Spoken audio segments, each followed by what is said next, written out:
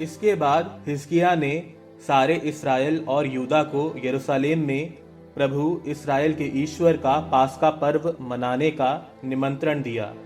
उसने एफ्राइम और मनश्शे के पास भी पत्र भेज दिए। राजा, उसके पदाधिकारियों और यरूशलेम में एकत्रित सारे समुदाय ने निश्चय किया कि पास्का का पर्व दूसरे महीने में मनाया जाए। वह नियत समय पर मनाया नहीं जा सका था, क्योंकि याजकों ने पर्याप्त संख्या में अपने को पवित्र नहीं किया था और लोग यरूशलेम में इकट्ठे नहीं हुए थे। राजा और सारे समुदाय को यह निश्चय अच्छा लगा।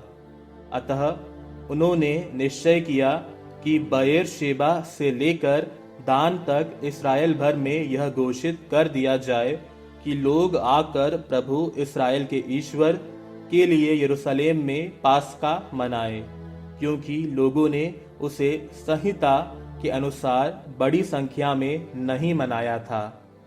दूत राजा और उसके पदाधिकारियों से लिखी चिट्ठियां लेकर इस्राएल और यहूदा भर में चले गए।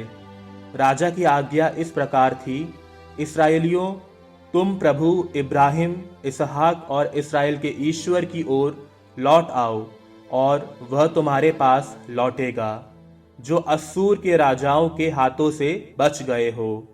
तुम अपने पूर्वजों और भाइयों जैसे मत बनो, जिन्होंने प्रभु अपने पूर्वजों के ईश्वर के साथ विश्वासघात किया और प्रभु ने उन्हें नष्ट हो जाने दिया।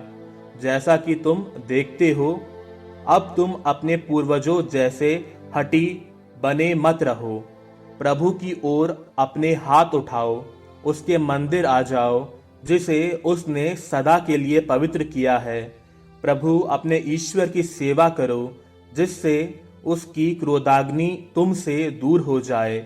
यदि तुम प्रभु के पास लौटोगे तो तुम्हारे भाई और पुत्र उन लोगों की दृष्टि में कृपा पात्र बनेंगे जिन्होंने उनको बंदी बनाया है, और वे लौटकर इस देश में आ सकेंगे, क्योंकि प्रभु तुम्हारा ईश्वर कृपालु और करुणामय है।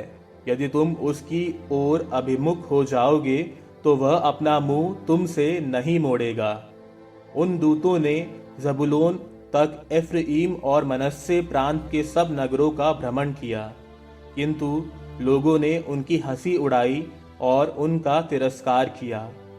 आशेर, मनश्शे और जबूलून के कुछ लोग दीनतापूर्वक यरूशलेम आए, किंतु ईश्वर के विधान से यहूदा के सब लोगों ने एक मत होकर प्रभु की वाणी पर ध्यान दिया और राजा और पदाधिकारियों द्वारा दी गई आज्ञा का पालन किया।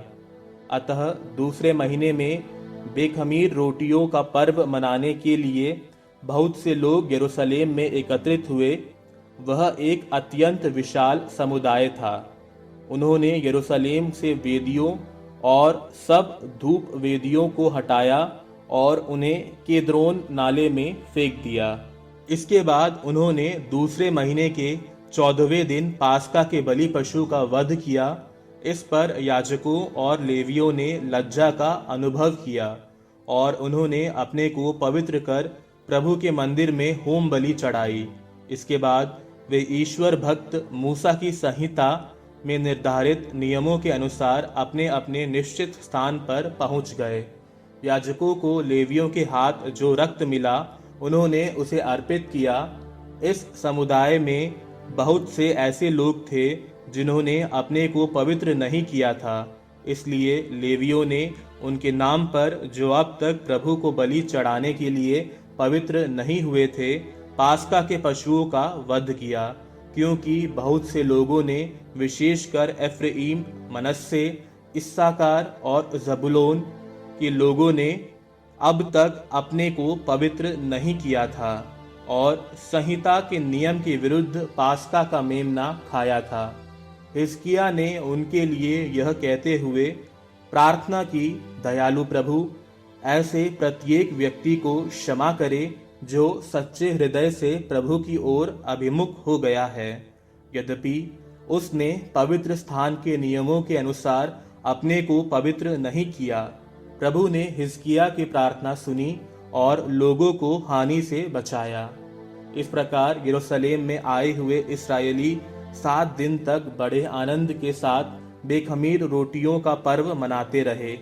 लेवी और याजक प्रतिदिन ऊंचे स्वर में प्रभु का स्तुतिगान करते थे। हिजकिय्याह ने सब लेवियों को प्रोत्साहित किया जो समझदारी से प्रभु की सेवा करते थे। लोग 7 दिन तक प्रसाद खाते रहे, शांति बलियां चढ़ाते और प्रभु अपने पूर्वजों के ईश्वर का स्तुतिगान करते थे। इसके बाद सारे समुदाय ने तय किया कि वे और 7 दिन तक पर्व मनाएं। अतः वे और 7 दिन आनंद के साथ पर्व मनाते रहे। यूदा के राजा हिजकिय्याह ने जन समुदाय को 1000 बछड़े और 7000 भेड़े और अधिकारियों ने उसे 1000 बछड़े और 10,000 भेड़ी दी थीं। याजकों ने अपने को बड़ी संख्या में पवित्र किया। यूदा वंशियों का सारा समुदाय, याजक, लेवी और इस्राएल से आया हुआ सारा समुदाय और वे गैर यहूदी प्रवासी भी आनंदित थे जो इस्राएल से आए थे अथवा यूदा में रहते थे।